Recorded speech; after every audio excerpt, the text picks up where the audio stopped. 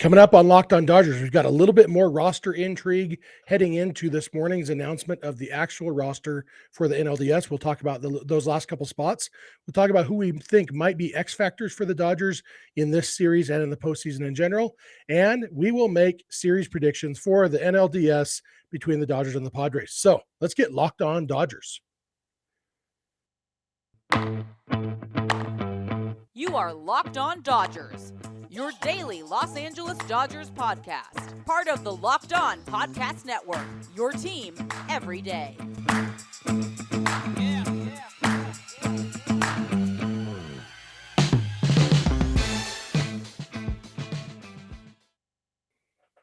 Hello, Dodger fans. This is Locked On Dodgers, part of the Locked On Podcast Network, your team every day. Thank you for making Locked On Dodgers your first listen every weekday morning. Remember, this show is free and available on all podcast platforms and on YouTube simply by searching for Locked On Dodgers. Or even better, go ahead and subscribe right now wherever you're watching or listening, and then you'll never miss a day because you know we're not going to, and you're not going to want to, especially during the postseason. We're going to have all the action for you, everything you need to know. If this is your first time watching or listening, my name is Jeff Snider. That guy next to me on your screen, if you're watching, is Vince Samperio. He's my co-host. Vince and I are both lifelong Dodger fans just like you are. We've also both spent time covering the Dodgers in the press box and the locker room, so we're not quite insiders, but we bring you the smart fans perspective on our boys in blue.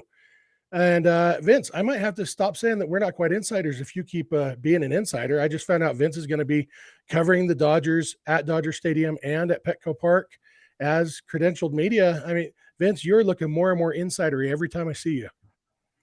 I'm just waiting for, ever since I kind of got into this industry, been waiting for a clinch of a series at home so I could, be part of the celebration. It's yet to happen because first 2019, they didn't make it. 2020, nothing. 2021, they haven't let people in. This year's the year. So I don't want this series to go 5, but if they want to clinch another series in like 6, that'll also work for me. Yeah, that's the problem with having home field advantage is you run a really high risk of clinching on the road, whatever series it is. And my son and I were actually talking about that today. I think the NBA does 2-2-2-1 or 2-2-1-1-1. I think they do 2-2-1-1-1. They used. I know that. I don't know if they used to or they do now. It's 2-2. I think it's 2-3-2. They used to do 2-2-2-1. Oh, okay. But yeah, I mean, you can do that more in a game like basketball where you aren't playing every day, so you can travel. But that with this Dodgers Padres series, the travel's so light. I think that just go 1-1-1-1-1, just alternate every single game. Burn up that gas. But they're not doing that. They're going 2-2-1. So games 1, 2, and a potential game 5 would be at Dodger Stadium, and that should be a good time. Although, will you be in San Diego, Vince? Waiting for the Padres approval. Yeah, waiting for the Padres approval. I don't know if they're letting they're not allowing fans from LA to buy tickets. I don't know if they're going to allow me from LA to cover it. Yeah, but you're not going from a Dodger outlet. You're a dadgum professional, man. That is true. So yeah, we'll see what happens. So maybe you'll get to be part of that champagne shower in San Diego anyway, and make sure to wear shoes you don't care about. I know how you feel about your shoes. Yeah, even better. So we've got plenty to talk about today. It is now, when you're listening to this or watching it, it is Tuesday morning, and the NLDS starts tonight, which means any day now, not any day now, any minute now, the Dodgers will be officially releasing their roster. We're recording this at about 10 p.m. on Monday night. So obviously the roster hasn't been released yet, and there are a few little bits of intrigue left. Dave Roberts said on Monday, basically, there's 2 spots still up for grabs. On the position player side, Dave Roberts said that Miguel Vargas is still very much in the hunt for that last position player spot. And then on the pitching side, Roberts reiterated that even if Dustin May's healthy, he may not be on the roster. And he kind of elaborated on that a little bit, basically saying that they may want to focus on getting him built up for the NLCS instead of having him on the NLDS roster. We talked a little bit about that yesterday, Vince, about how a guy in May's role might not have very good opportunities to pitch, and definitely not predictable opportunities to pitch in the division series. So it might make more sense to hold him back for the NLCS. And when I saw Dave Roberts' comments today, my mind immediately went to 2020 when Tony Gonsolin, remember there weren't days off in the postseason that year. And so Tony Gonsolin pitched his last regular season game on September 26th. And then he didn't pitch in the postseason until October 13th because he was going to be the Dodgers' fourth or fifth starter in the division series because there were no days off. So they could have needed 5 starters if that series had gone 5 games. Instead, the Dodgers swept the they swept the Brewers first, only needed 2 starters. And then they swept the Padres, only needed 3 starters. And so by the time Gonsolin pitched, I think in game 2 of the NLCS, he was pretty darn rusty. And I wouldn't be surprised if they are specifically thinking about Gonsolin when they're thinking about holding back May, because if you keep him off the roster, you can have him keep throwing simulated games, control, okay, you're going to pitch on this day, you're going to pitch on this day. It doesn't matter what's going on in the series, and get him built up and keep him fresh so that if they do need him for a spot on the NLCS roster, he'll actually be ready. Yeah, and realistically, that makes sense and goes on kind of what we talked about yesterday of with May, it's one of those where he can't throw but he definitely can't throw back to back, maybe not even every other day. So if you do have May, it's going to be in one kind of bulk spot, has to be in the first 2 games of the series, and then a potential for another inning or 2 later on in the series, which kind of, handcuffs you a little bit if you do get into a situation where you're going to a game 5, you're going to have 3 games in a row, back on Friday, Saturday, Sunday. So it handcuffs them a little bit. This makes more sense. While Roberts did mention having May's arm, I forget the exact wording he used, but basically, having his stuff on the roster would be beneficial. But it also would be beneficial to have him, ready and getting stretched out for the potential next series. And it's not one of those where they're kind of looking ahead, because he doesn't make sense if you really look at it for this series, unless you guarantee to throw him in those first 2 games. Unless you don't need him at all, then you can have him for one of those last 3 games. But you're like I said, you're handcuffing yourself a little bit. Doesn't make as much sense. So this makes more sense. And realistically, that's probably what's going to happen, unless, barring some crazy last minute thing like Craig Kimbrell doesn't show up a la Aroldis Chapman. But I don't see that happening. So. Yeah, and then the question just becomes who gets that spot instead of May? Is it Kimbrell? Is it Caleb Ferguson because they want another lefty? Is it David Price because they want the veteran leadership or whatever? He also throws with his left hand, I guess. There's options there. My guess is that there's going to be no May and there's going to be yes Kimbrell. That's my guess. Yeah, with the thought of Kimbrell, not pitching in high leverage spots unless it's one of those where their backs are up against the wall. It's one of those where some starter doesn't go as deep as they want. Maybe he throws early in the game, the Dodgers get a big lead or maybe down by a lot. Hopefully that doesn't happen, but that might be when they use him. It's going to be one of those where he's the 13th pitcher on that roster. He's going to be the 9th reliever, and that's how they'll use him. Yeah, and I think that's a great way to use him. And, realistically, Blake Trinan will probably be used in a similar way, at least at the beginning. He's going to start a fresh inning. He's not going to come in to be a fireman. So let's jump over to the position player side really quick. That last spot, if Miguel Vargas makes the roster, that means Hanser Alberto doesn't, unless somebody gets hurt between now and then. Chris Taylor, they said they expect him to be on the roster. Everything is looking good health-wise. Apparently he hit a blast home run in a sim game on Monday, or live at bat. I don't know, live BP, whatever it was. And so I think it comes down to Vargas or Alberto. And while Vargas didn't really do anything to earn a spot on the roster, the fact is Hanser Alberto has been playing somewhat regularly all season and has been pretty lousy. And so I would guess that if you asked 20 people in the Dodgers organization, who's a better hitter, Hanser Alberto or Miguel Vargas, about 20 of them would say Miguel Vargas, even though he hasn't shown it in the big leagues this year. And so if you're talking about a guy, neither of them is going to get any starts. It's not like you're going to need to give somebody a day off. Okay, we'll get this guy off his feet. Let's start Hanser. No, it's the postseason. The starters are going to start. And so we're talking about a pinch hitter. And if you're going with somebody purely for pinch hitting, it might make more sense to go with the guy who's a better hitter, Yeah, the thing with Alberto was he was supposed to hit lefties better, and you're supposed to make contact. And for the most part, he's done the contact part, hasn't hit lefties that great. I think it's 680 OPS on the season against lefties. The other part is Vargas hasn't struck out that much either, so he's making contact, and he has a little bit more, threat to hit the ball into a gap, hit the ball over the wall. Whatever the case is, you don't have that defensive flexibility if you ever need it. But realistically, with the DH, you probably won't really need it unless something, crazy happens. I don't see the Dodgers pinch running. They don't really have any slow runners that you have to pinch run for that I can think of. So they wouldn't really have that situation late in the game. So yeah, I think it's going to be Vargas, and the fact that he continues to be in the mix, basically, I think says it for me. Yeah, hasn't been taken out of the mix. He's probably just going to stay in that mix. And Justin Turner still exists. He might need to be pinch run for. That's true. But other than that, they have decent speed. All right, we're going to come back in a minute, and we're going to talk about guys who we think might be potential X factors for the Dodgers in this series and in the postseason in general. So thank you for making Locked On Dodgers your first listen every weekday morning, and please keep it Locked On Dodgers. BetOnline.net is your number one source for football betting info this season. Find all the latest player developments, team matchups, news, podcasts, and in-depth articles and analysis on every game you can find. And as always, BetOnline remains your continued source for all your sport wagering information, with live betting and up-to-the-minute scores for every sport out there. The fastest and easiest way to check in on all your favorite games and events, including MLB, MMA, boxing, and golf.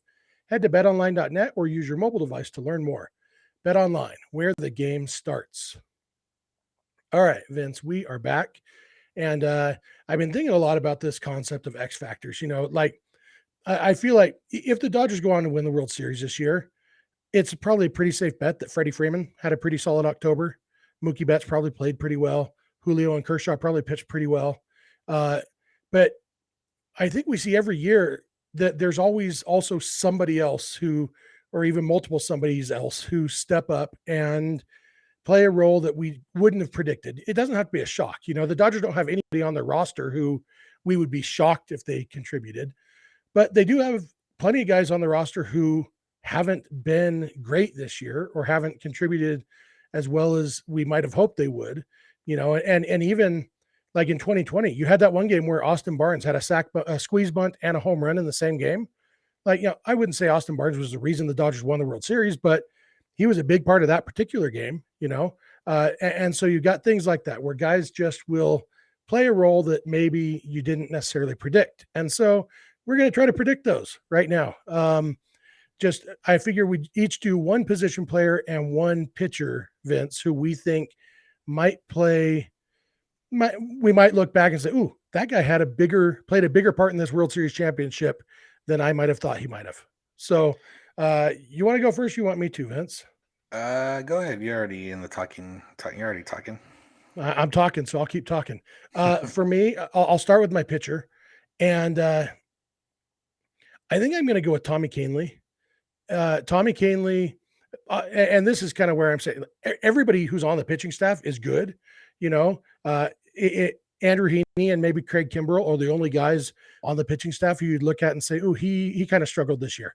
Everybody else is like, "Oh yeah, he's been really good this year," or he's been good in the past and has been injured all this year. In the case of Blake Trinan, but Tommy Kahnle was injured most of the year, and since he came back, he has been lights out. And the thing I really like about Kahnle is he's got that attitude. I think what the kids say, he's got that dog in him. Is that what the kids say, Vince? That is what the kids say. Yeah. And Tommy Kahnle, nothing phases that dude. He just goes out there and that changeup. I don't know what it is about changeups that make me think that the guy who throws the changeup is the toughest guy in the world. Like something about saying, "Hey, guess what, dude? I could throw harder. I'm going to strike you out with a changeup instead." Something about, and maybe it's just because I had a good changeup in high school. And so, I've always been partial to those because I didn't have a good fastball. So I needed a good off speed. But Tommy Kahnle's changeup is one of my favorite things in the world. I think I like Evan Phillips' slider more than Tommy Kahnle's changeup, but Evan Phillips has, I think, been too good this year to really count as an X factor. So I think it wouldn't shock me if the cover of the Dodgers World Series DVD from this year has Tommy Kahnle and Will Smith hugging on the mound after closing out the last game of the World Series. Like, they're not going to have a dedicated closer, but Tommy Kahnle, I think, is going to take down some really big relief innings for the Dodgers. Yeah. And the thing with the pitching is, and similar to the hitting, but the thing with the pitching, especially the relievers, is it's hard to pick an X factor because it's usually an X factor is like, somebody you don't expect. I don't think there's anybody on the, everybody is pitched in big innings and everyone has expectations. and which would lead you to want to pick Craig Kimbrell, which I'm not going to do. He's not going to be the X factor. I don't think he's going to factor in too much. But I'll go with the guy who started somewhat slow, but then just got right back to where he was, and it's Alex Vesia. He is, the main and maybe the only lefty out of the pen.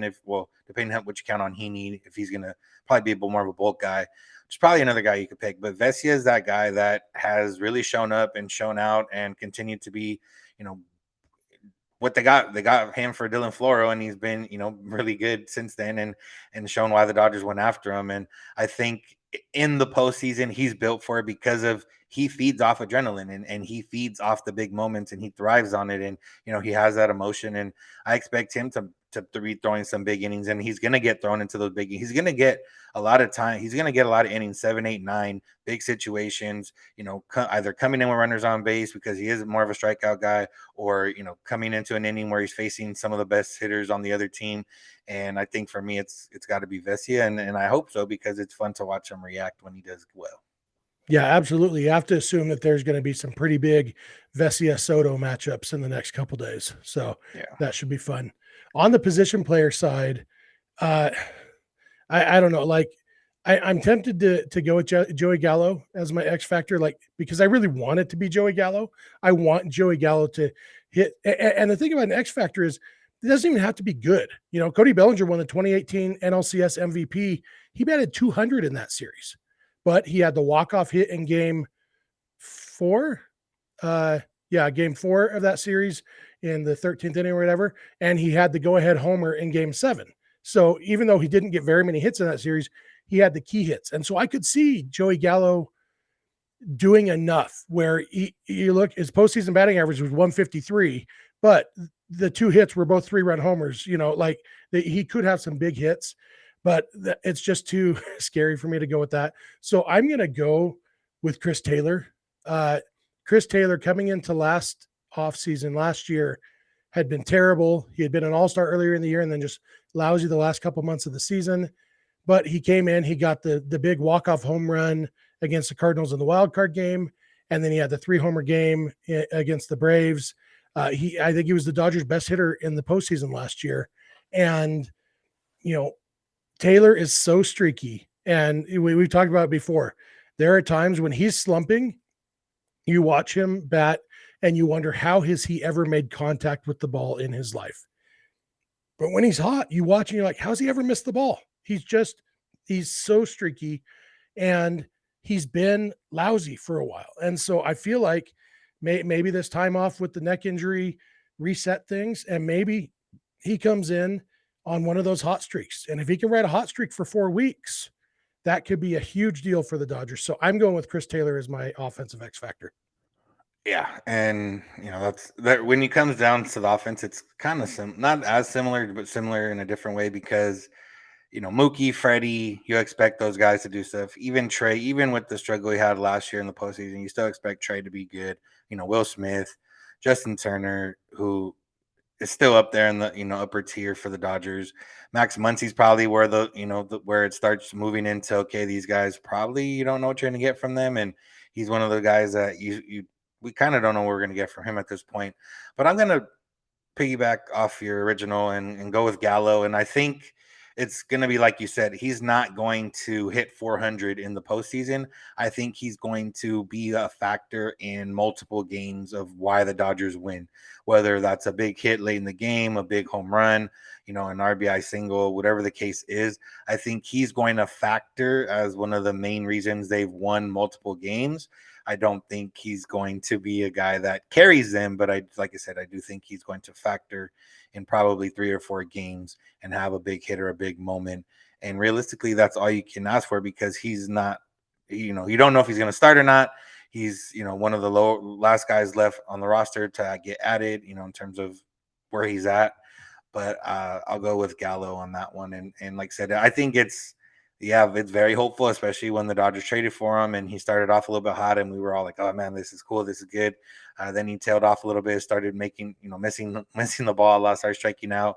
And you kind of say, okay, I understand where this is coming from. But I think for him, I think he knows what he's there for. He's there to slow the game down and have one at bat. he's going to go 1 for 4, 1 for 5, but that one hit's going to be the hit that helps out. And I think that's what we can look forward to. Yeah, I love that pick. Other guys I considered were Bellinger and Muncy. Muncy, like you said, I'm not totally sure he'd count as an X factor because he did play better the last couple months of the season. Bellinger, I think, would definitely be an X factor if he can get hot. And who knows what's going to happen there. But I like those picks. And write it down, people. Go to BetOnline and make bets on Dodgers X factors. I don't know if they have bets on that, but you know what? See if you can. We're going to come back in a minute. We're going to talk about our actual predictions for the NLDS. And so thank you for making Locked On Dodgers your first listen every weekday morning. And please keep it Locked On Dodgers. All right, Vince, we are back and it's time for predictions. And I was thinking about this. One of the nice things about being a Dodger fan is, can you imagine being the host of Locked On Padres and going to make a prediction and actually having to be intellectually honest about it and think, oh, I guess if I'm being honest, my prediction is Dodgers in 4. We don't have to worry about that. The Dodgers, they don't win every postseason series, but we can honestly and in good faith predict them to win every postseason series because they're a really good team. And so I suspect you and I both might be on the same page as far as who's going to win this series. But I think there's probably enough for each of us to say about why and how we think they're going to win the series. So you want to go first on this? Yeah, I'll go first. And, obviously I do think the Dodgers are going to win. I think they're going to lose to Darvish and they'll win the other 3. I think they'll handle Clevenger in game 1. It'll be a comfortable win. They'll lose a close one to Darvish.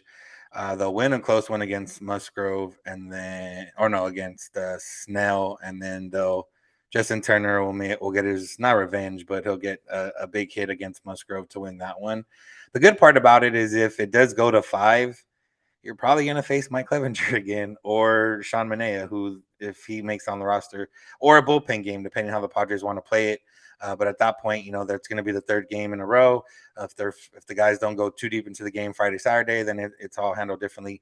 But I do think, that's how it's going to go. I think they're going to win in 4. I think the offense will do enough. I think we'll be frustrated overall as fans with the offense, but also based on the fact that we're a little bit spoiled, which means I think the Dodgers will probably put up 5-6 runs in a couple of those 4 games.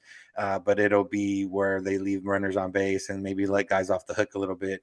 And, it sucks. But I just think that when it comes down to it, the Dodgers have, even in a short game, in a short series, the depth is needed right now because of, like I said, if you do go to 5, it's 3 games in a row. I don't think the Padres have the bullpen arms to withstand that. They really have to focus and need their starters to go deep into games. And from what we've seen with this Dodger team, Darvish has handled them at times. Snell's had pretty good in games against them. Musgrove usually goes good for about 5 and then falters a little bit later on and ends up having a whatever start. But I think the Dodgers are going to come in locked in. Freddie Freeman's a big, you talk about X factor, not like in terms of this year's team, but just what they haven't had in the past. And I don't think they've had a guy like Freddie Freeman in the past in terms of consistency and being able to hit the ball the other way and everything else. Seager would get hot, was streaky. Other guys have been, a little bit streaky. Justin Turner maybe has been one of the more consistent guys in the postseason that they've had, but they haven't had that guy in the, up top from the left side like Freddie Freeman. So yeah, I think the Dodgers handle it in 4, but I wouldn't be surprised if it goes to 5. These games, while the Dodgers have the better team and should win, the Padres are going to come in amped up. And, sometimes there is a point to that, especially, they had in 2020, they came in amped up, but they didn't have the team to do it. They, realistically, they just weren't. The Dodgers were really good that year. The Dodgers are really good this year, but the Padres have the starting pitching that can keep them in this series. But the only part is that they're going to have to throw Clevenger or somebody else in 2 of the 5 games, which is what's going to benefit the Dodgers. Yeah, I could see that. I don't necessarily disagree with anything you said, but I think back to 2020 and the Dodgers swept the Padres in that series, and the first 2 games were close. The game 1 didn't end close. I think it was 5-1 was the final score, but it was, if I remember it, the Dodgers didn't even get their first hit till like the 5th inning in that game. And then, I'm looking, they scored 1 in the 5th and 4 in the 6th to put the game away. And the only blowout game was game 3. I think it's going to be flipped. And honestly, and this is going to seem like a homer answer, but that's okay because it's Locked On Dodgers. I think we're expecting a little bit of homerism. I think the Dodgers are going to sweep the Padres again, and I think only Game 3 is going to be close. I think the Dodgers are going to come out and kind of knock the Padres around.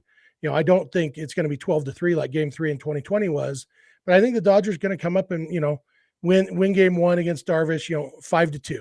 So kind of knock Darvish out in the fourth inning, win kind of handily, keep it close enough that the Padres actually have to use some of their higher leverage relievers, which would actually benefit them.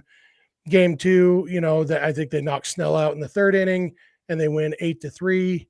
And then in Game 3, I think Musgrove comes out motivated. Or no, Darvish in Game 2. Push everything back. Knock out Clevenger, Darvish in Game 2, and then Snell in Game 3 will come out trying to hold on to things. And but yeah, I think the Dodgers are going to sweep the series, and it will be closer than they swept the series makes it sound. But I think the Dodgers coming into every game are a better team with, for the most part, a better pitcher on the mound each day, and a much better offense. And I think that's going to come to play because I think this Dodgers team, I think they will have reset and be ready to come to play every day and put up the runs to win the game. And I just have a hard time seeing this Padres team sticking with the Dodgers. Yeah, and the other part is, if you think about, there's most of the time the series the Dodgers have lost in the postseason, there's always one guy that, goes off, goes crazy. That's maybe unexpected, a la Eddie Rosario last year. Trent Grisham was that guy for the Padres against the Mets. Trent Grisham is going to face all lefties in this series, essentially, other than Gonsolin.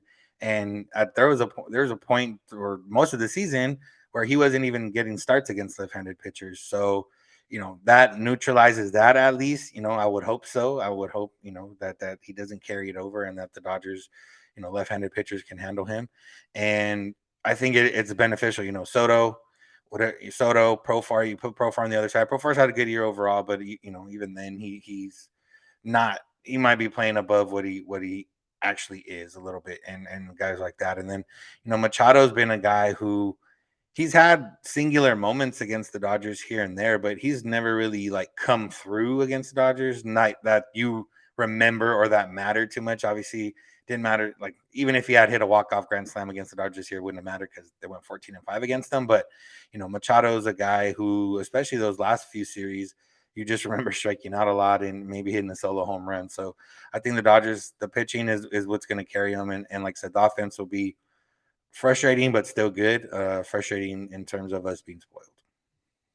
Yeah. The Trent Grisham thing, I was listening to MLB Network radio today while I was in my car, and they were talking about, kind of the typical sports talk about some guys are just built for October. They could struggle all year and then they flip that switch. It turns October. They're talking about Trent Grisham like he was one of those people. Trent Grisham in the postseason in his career before the last 4 days was 3 for 25 in his postseason career. Trent Grisham used to be a good player who sucked in the postseason. Now he's a bad player who had a good postseason series, but Trent Grisham is not, even if those players exist, and I have serious reservations about whether those October players even exist, but even if they do, Trent Grisham isn't one of them, and yeah, he may not even start. He may get 3 at-bats in the next 3 days or 4 days as the Dodgers sweep the Padres because, he's not going to be playing much. He's going to come in and, hey, go get a hit off Evan Phillips. Okay, thanks, coach. Strike 1, strike 2, strike 3. I got feelings about Trent Grisham. You know that. Yeah. I got even stronger feelings about Jurickson Profar, though. Man, I hate that guy. I think the Padres are going to ride the hot hand and actually start Grisham, but we'll see. Yeah, maybe in Game 1, and then after he strikes out 4 times against Julio, then they'll say, oh, maybe him being really bad against lefties is more indicative of his actual talent than hitting a couple home runs against the Mets. So, yeah. You got anything else for today, Vince? No, it's time. As Dodger fans, we've gotten to the point where, yes, the regular season's fun, but it's always kind of the wait till October. And we preach on here that to enjoy the regular season and everything else, but it does matter once it gets to October. It does feel different, and realistically, the fun part was the regular season of enjoying all that, and now it comes to the part where it's enjoyable, but it's also stressful. Yep. Yeah, I don't let myself get upset about regular season wins because I know that in October I will have enough of that emotion, and it's so yeah, now all bets are off, and I still have to remind myself baseball's not as important as other things in the grand scheme of things, but I don't remember that very well for the next 4 weeks. And but we will be here with you guys every weekday and possibly some weekend days, depending on how series go. Obviously, if the Dodgers, if they clinch in San Diego this weekend, yeah, we'll do a weekend episode to talk about the Dodgers winning the division series and moving on to play whoever in the NLCS.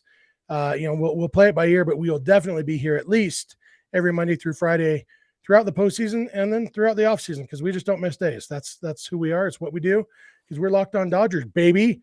That's going to do it for us today. Thank you for making Locked On Dodgers your first listen every weekday morning. Now, for your second listen, check out the Locked On MLB podcast. MLB expert Paul Francis Sullivan brings humor, passion, and unique perspective on every team and the biggest stories around the league. Follow the #1 daily league-wide podcast, Locked On MLB, on the Odyssey app, YouTube, and wherever you get podcasts. If you're not watching or listening to Locked On Dodgers every day, we'd love if you had 1 or 2 days a month through rotation. We would especially love if you would make sure to listen every day during the postseason. We're going to have a lot to say about everything that goes on. So I hope you'll join us all the time for that. If you want to, you can follow us on Instagram and on Twitter at Locked On Dodgers. Vince is on Twitter at Vince Samperio. I'm on Twitter at Snydog, and the DMs are open in all of those places. Our email address is lockedondodgers@gmail.com. And our phone number for voicemails or text messages is 323-863-LOCK-5625. We are here every weekday morning, and we hope you'll be here with us. When you get in your car or sit on your couch, tell your smart device to play podcast Locked On Dodgers. And remember, you don't have to agree. You just have to listen. We'll talk to you tomorrow. Have a good one.